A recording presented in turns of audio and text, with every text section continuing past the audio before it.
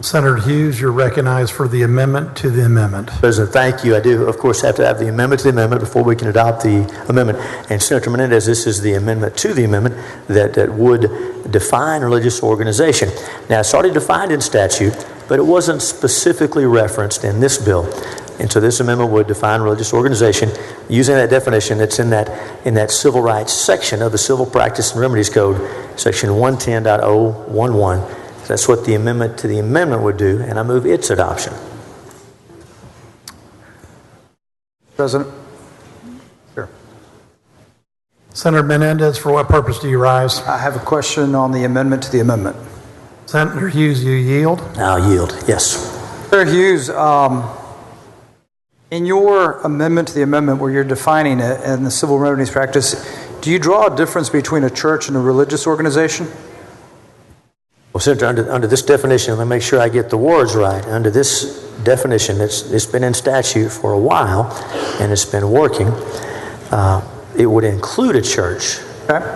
Okay. Salvation Army, for example, wouldn't be a church. Fellowship of Christian Athletes, not a church. Right. But they're clearly religious organizations. So I've heard you mention Fellowship of Christian Athletes and the Salvation Army many times today. And I think the reason, and you could correct me if I'm wrong, that you're mentioning them is because you feel that most people have a positive feeling about those places, right?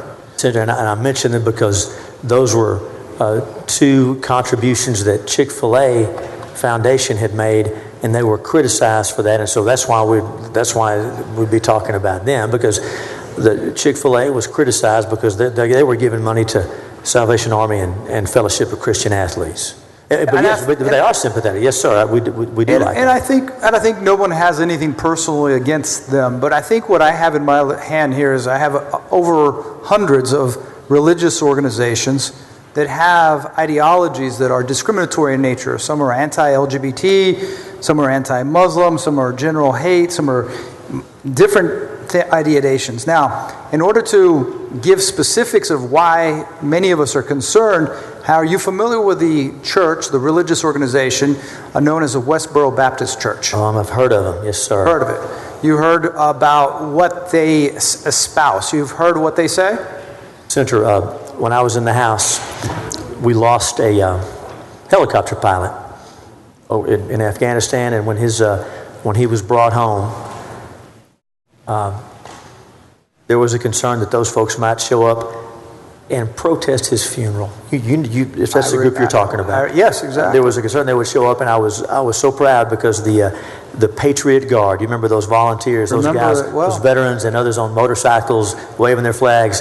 So all the way from when the plane landed with his body all the way to Gladewater, those Patriot Guards were there, and people showed up. So yes, sir. And thankfully those Westboro Baptist Church folks did not show up. But yes, sir, I've heard of them. I sure have. The reason, they have church in their name, but I've heard of them. Well, it was started in 1955, still going on, and in 2009, not very long ago, in their newsletter, the Westboro Baptist Church news release, I quote, "Jews killed Jesus. Yes, the Jews killed the Lord Jesus. Now they're carrying water for the fags. That's what they do best. Sin in God's face every day with unprecedented disproportionate amounts of sodomy, fornication, adultery, abortion, idolatry. God hates these dark-hearted, rebellious, disobedient Jews." These are the groups that we worry about getting protection in your bill.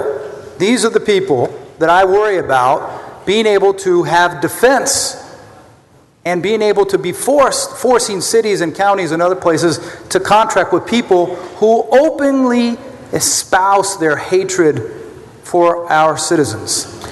And Senator, under the definition, under the amendment that we were discussing right here, that organization, the Westboro Baptist Church, would obviously not qualify for inclusion under this definition. How's that? Well, for a couple of reasons, Senator. Their primary purpose and function are not religious. They don't do religious charity, and nor do they qualify under 501c3 of the Internal Revenue Code. So those are three reasons to start out with. You know this for a fact, that they don't have a 501c3, because I don't. Well, Senator, based on their political activity and their activities, 501c3, of course, is for charitable religious organizations. That would be my basis. You correct me if I'm wrong. But no, I don't have any information. What I do know is that there's over 800 religious organizations right here that have history of different forms of hatred towards different groups. And some of them may get past this and may qualify under some charity, because who defines what that charity is? And that's the problem I have with your bill, because it's not, in my opinion, we're not worried about the Fellowship of Christian Athletes. We're worried about these people who have a history of hatred and using religion as the vehicle to promote their hatred. Thank you for your patience. Thank you, Mr. Well, thank you, Senator.